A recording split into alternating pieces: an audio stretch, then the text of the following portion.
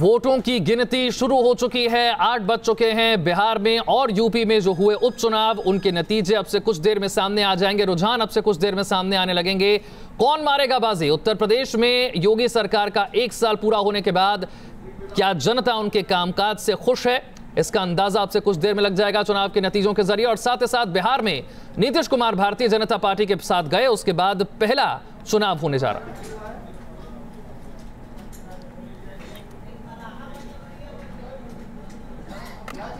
दीपक हमारे साथ गोरखपुर से हमारे सहयोगी जुड़ रहे हैं, रजनीश हमारे साथ पटना से जुड़ रहे हैं और यहां स्टूडियो में वरिष्ठ पत्रकार अभिलाष खांडेकर जी हमारे साथ मौजूद हैं।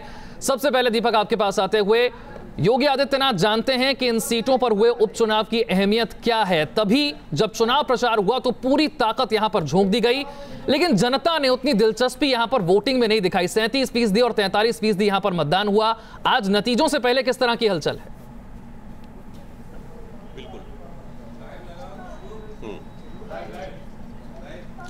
देखिए, आज धड़कनें सभी की बढ़ी हुई। बीजेपी का चाहे कार्यकर्ता हो या फिर स्वयं योगी आदित्यनाथ हो, आज सभी के लिए बेहद महत्वपूर्ण है चुनाव परिणाम विशाल, क्योंकि 30 सालों के बाद ऐसा पहली बार हो रहा कि गोरखपीठ से हट करके कोई प्रत्याशी चुनाव मैदान में उतरा है गोरखपुर लोकसभा के लिए। एक प्रतीक्षा की जो बात है योगी आदित्यनाथ के, वो दांव पे लगी हुई है। साथ ही दांव पर समाजवादी और बीएसपी का जो गठजोड़ है वो भी है, क्योंकि आज ही ये फाइनल हो जाएगा कि 19 में ये साथ रहेगा या नहीं रहेगा। तो तमाम लोगों की उम्मीदें आज की इस मतगणना के बाद जो रिजल्ट आने वाला उस पर लगी हुई है और माना जा रहा है कि 1 बजे से लेकर के 2 बजे के बीच में रिजल्ट आ जाएगा। रुझान 9 बजे के बाद से मिलने शुरू हो जाएंगे और सभी प्रत्याशी यहाँ पे जहाँ पे विश्वविद्यालय प्रांगण है, सभी दलों के वो पहुँच चुके हैं, उनके कार्यकर्ता यहाँ पे पहुँच चुके हैं। साथ ही मतगणना का काम भी 8 बजे सुबह से यहाँ पे शुरू हो चुका है और ये माना जा रहा है कि जिस तरह से जिला प्रशासन हालांकि लगातार कैंपेन चलाता रहा वोट प्रतिशत बढ़ाने के लिए, लेकिन वो गोरखपुर शहर में खासतौर पे अगर बात करें तो कहीं भी दिखा नहीं। 43% पहले यहाँ पे दिखाया गया कि पहले टोटल वोट पोलिंग हुई है, उसके बाद देर शाम तक ये हुआ कि 47% तक टोटल पोलिंग हुई है। लेकिन शहरी क्षेत्र में सबसे ज़्यादा जो देखने को मिला कमी वो था कि लोग घर से नहीं निकले, अपने घरों से मतदान नहीं किया उन्होंने जाकर के, और इसका असर कहीं ना कहीं बीजेपी के लिए एक बड़ा दिक्कत हो सकता है, क्योंकि शहरी जो मतदाता होते हैं खासतौर पर विशाल, वो बीजेपी के वोटर एक बड़े वोट बैंक माने जाते हैं। तो निश्चित रूप से बीजेपी के लिए आज बड़ी मुश्किलें हैं। आज की जो घड़ी है, जब तक परिणाम नहीं जाता तब तक उनके लिए बेहद चिंता की बात है और धड़कनें इसलिए सबकी बढ़ी हुई हैं। बिल्कुल दीपक, और जाहिर तौर पर राजनीतिक पार्टियों के लिए बड़ी चुनौती हो जाती है जब उपचुनाव होते हैं, तो किस तरह से वोटरों को मतदान केंद्रों तक लाया जाए, ये भी जिम्मेदारी हो जाती है। रजनीश भी हमारे साथ पटना से जुड़े, उनके पास चलते। रजनीश, तो महागठबंधन के टूटने और बीजेपी और नीतीश कुमार के गठबंधन के फिर से होने के बाद ये पहली बार चुनाव हो रहा है, तो ऐसे में नीतीश की भी प्रतिष्ठा दांव पर है और तेजस्वी यादव की भी। बिल्कुल, देखिए इसमें कोई दो मत नहीं कि शक्ति परीक्षा ने, कहते हैं कि politics is game of perception. तो बिहार में भले ही सरकार को इस चुनाव से खतरा हो चाहे ना हो, मगर इसके दूरगामी परिणाम होंगे। नीतीश कुमार ने गठबंधन तोड़ा था लालू यादव के साथ, 7 महीने की ये सरकार है, बीजेपी के साथ वो दोबारा आए हैं। लालू यादव इस वक्त जेल में हैं, तेजस्वी यादव ने कमान संभाला है। बहुत लोगों की प्रतिष्ठा दांव पर है और कहते हैं राजनीतिक भविष्य का ताना बाना जो है वो वर्तमान की डोर की लंबाई पर डिपेंड करता है। तो अभी जो निर्भर करेगा वो ये निर्भर करेगा कि इस चुनाव के परिणाम के बाद कितना मनोबल बढ़ पाता है कार्यकर्ताओं का। आरजेडी और कांग्रेस के गठबंधन में चुनाव हो रहा है, कौन कितने सीट को रिटेन करेगा ये बात की बात है, लेकिन इस चुनाव में कौन आगे निकलता है ये बहुत महत्वपूर्ण है। श्वेता, भभुआ की सीट पहले से बीजेपी की रही है, अररिया लोकसभा की सीट आरजेडी की रही है, जहानाबाद की सीट आरजेडी की रही है, मगर सबसे खास बात यह कि इसमें 2-1 की लीड किसे मिलती है या 3-0 की लीड कौन लेता है। और ये चुनाव बहुत खास है, सभी की इस चुनाव पर नजर है और बिहार के आने वाले राजनीति पर इसका पूरा असर पड़ेगा, क्योंकि अब ये देखना होगा कि महागठबंधन जो यहाँ पर बना है बिहार में 7 महीने पहले जो आरजेडी और कांग्रेस के साथ, उसको लोगों ने कहाँ तक एक्सेप्ट किया है, जो एक जातीय समीकरण है। और तेजस्वी यादव ने जो यूथ को एक तरीके से यूथ ब्रिगेड को अपनी तरफ खींचने की कोशिश की है, खुद को यूथ आइकॉन बनाने की कोशिश की है। नीतीश कुमार बीजेपी के साथ और डबल इंजन की बात हमेशा से बिहार में 7 महीने से होती रही है। श्वेता, तो ये सब कुछ दांव पर है और बहुत खास बात यह है कि बजट सत्र भी चल रहा है बिहार में,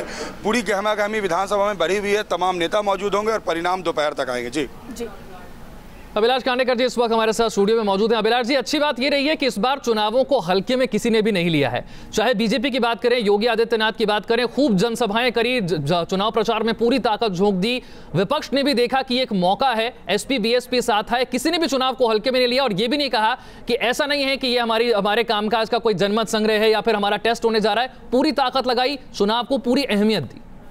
देखिए, ये आपने देखा होगा कि पिछले 3-4 सालों में जब से भारतीय जनता पार्टी ने केंद्र में सरकार बनाई है और मोदी और अमित शाह की जोड़ी किसी भी चुनाव को कहीं पर भी, चाहे वो विधानसभा चुनाव हो या लोकसभा के उपचुनाव हो, वो अपनी पार्टी को कहीं पर भी गंभीर रूप से हल्के में नहीं लेने देती है। चाहे हमने देखा मध्य प्रदेश में, देखा बाकी जगह, आपने त्रिपुरा वगैरह में भी देखा होगा कि योगी आदित्यनाथ को वहाँ ले गए कैंपेनिंग के लिए, इनके पास लीडर्स भी बहुत है। तो ये किसी भी चुनाव को भारतीय जनता पार्टी की, अब ये हमको मान लेना चाहिए कि भारतीय जनता पार्टी चुनाव के लिए पूरी ताकत लगाती है और उनको ये मालूम है कि लोकसभा राज्यसभा में उनके पास में जितना नंबर है उसको वो हर कीमत पर बढ़ाना चाहते हैं। यदि उत्तर प्रदेश का हम देखें तो एक सीट के लिए उन्होंने अग्रवाल जी को वापस समाजवादी पार्टी से भारतीय जनता पार्टी में प्रवेश दिलवाया, और जिसका कोई बहुत ज़्यादा महत्व नहीं है, इतने ज़्यादा सीट्स हैं वहाँ पर उत्तर प्रदेश में। लेकिन जब हम इन चुनावों की बात करें तो ये देखना जरूरी है कि इतना कम वोटिंग क्यों हुआ। करीब 50% से नीचे लोगों ने इस प्रजातंत्र में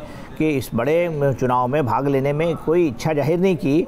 ये भी एक प्रश्न उठता है कि क्या उत्तर प्रदेश के लोग चुनावों से अब ऊब गए हैं क्या, या वैसे भी सर लोगों की दिलचस्पी कम होती है। लेकिन 50% से भी कम होना, दूसरी जगह पे तो 37-38% हो रहा है। तो इन सब चीज़ों को देखते हुए लग रहा है कि क्या योगी आदित्यनाथ इतनी सभा लेने के बावजूद भी इनका स्टारडम जो है वो अब क्या नीचे जा रहा है और वो वोटर्स को खींच नहीं पा रहे हैं। क्या ये थोड़ी देर में अपने को पता लगेगा कि क्या रिजल्ट लेकिन क्या ये ऐसा भी संकेत है कि बिल्कुल एक तरफा चुनाव है, क्योंकि 52% वोट दोनों को मिले थे जब 2014 का लोकसभा चुनाव था। फूलपुर की बात करें चाहे गोरखपुर की बात करें, पूरे विपक्ष के वोट परसेंटेज को लोकसभा चुनाव का अगर मिला भी दिया जाए तो योगी आदित्यनाथ या फिर केशव प्रसाद मौर्य के मुकाबले कहीं नहीं ठहर रहा था। तो अब ये देखना है कि कितना मोबिलाइजेशन सामने वाली पार्टी, समाजवादी पार्टी, बसपा, कांग्रेस ने कितना मोबिलाइजेशन किया है, या जनता ने उनको पूरी तरीके से नकार दिया है, उनको बिल्कुल साइडलाइंस पर ढकेल दिया है। ये भी देखना पड़ेगा कि ये जो जितना परसेंट हुआ है 47% या 48%, वो क्या सारा का सारा भारतीय जनता पार्टी के खाते में जा रहा है या इन लोगों की जमानत जब्त हो जाएगी। ये भी देखना बहुत रुचिकर होगा। जी बिल्कुल, और ये भी देखना होगा कि विपक्ष की एकजुटता पर कितना लोग यकीन करते हैं, क्योंकि बीएसपी ने एसपी को समर्थन दे दिया है। धुर विरोधी पार्टियां उन्होंने भी हाथ मिला लिया है भारतीय जनता पार्टी को हराने के लिए। वैसे हमारे साथ हमारे रिपोर्टर्स भी जुड़े, उनके पास चलते हैं। दीपक, क्या काउंटिंग शुरू हो गई है वहां पर, किस तरह से मतगणना चल रही है?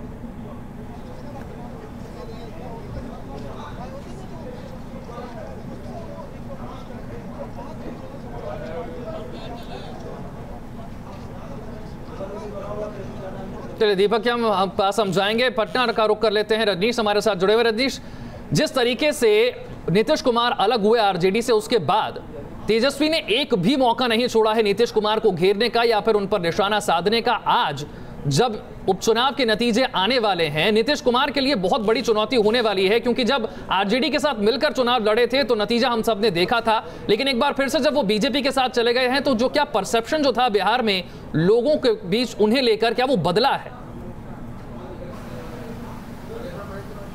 बिल्कुल, देखिए ये एक लिटमस टेस्ट है और इसमें बिल्कुल अब नीतीश कुमार की प्रतिष्ठा दांव पर है।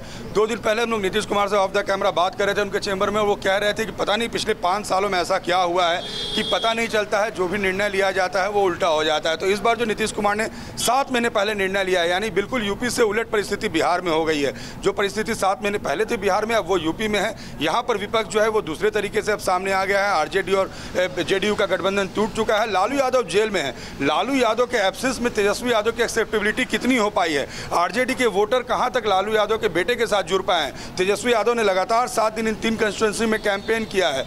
कांग्रेस को सीट दिया है भभुआ का, कांग्रेस ने अपना कैंडिडेट खड़ा किया है। कांग्रेस की एक्सेप्टेबिलिटी कहां तक आरजेडी के साथ है। नीतीश कुमार का बीजेपी के साथ जाना लोगों को कितना पसंद आ रहा है, और साथ ही ये सवाल कि डबल इंजन की जो बात होती रही, क्या लोगों को इसमें फायदा दिख रहा है। अगले साल लोकसभा के चुनाव और उसके बाद बिहार में विधानसभा के चुनाव होने हैं। और बिल्कुल देखिए, माने या ना माने नेता, लेकिन ये तो तय है कि इस चुनाव से ये तय होगा कि बिहार में परसेप्शन क्या बना है वोटर का, और सब कुछ परसेप्शन पे पेश होता है पॉलिटिक्स में। श्वेता जी बिल्कुल, चलिए काउंटिंग शुरू हो गई है और लगातार पल पल के रुझान आप तक सबसे पहले न्यूज नेशन पहुंचाता रहेगा। बने रहिए हमारे साथ। तो बिहार और उत्तर प्रदेश में उपचुनाव के नतीजे आने शुरू हो जाएंगे, रुझान थोड़ी ही देर में आने लगेंगे, काउंटिंग जारी है। हम आपको पल पल के अपडेट बचाएंगे। अभिलाष जी हमारे साथ स्टूडियो में मौजूद हैं। अभिलाष जी, तो आज ये भी देखना दिलचस्प होगा, उत्तर प्रदेश की बात करें कि विपक्ष की एकजुटता पर कितना भरोसा जनता ने दिखाया है। निश्चित रूप से, बिकॉज ये भी देख रहे हैं सब दूर लोग कि जब से योगी आदित्यनाथ उत्तर प्रदेश के मुख्यमंत्री बने हैं, बहुत ज़्यादा फ़र्क किसी चीज़ में आया नहीं। न तो कोई क्राइम बहुत ज़्यादा कंट्रोल हुआ है, न किसी चीज़ से। तो ये इन मुद्दों को यदि विपक्ष ने ठीक ठाक रूप से यदि उसको लोगों तक ले जाने में उनकी सफलता हो गई हो, तो मेरे ख्याल से वो वोट कन्वर्शन में थोड़ा बहुत उसकी संभावना दिखती है। लेकिन आज की तारीख में जो योगी आदित्यनाथ की हाइट है, उतनी उस हाइट का लीडर उत्तर प्रदेश में तो कोई दिखता नहीं है।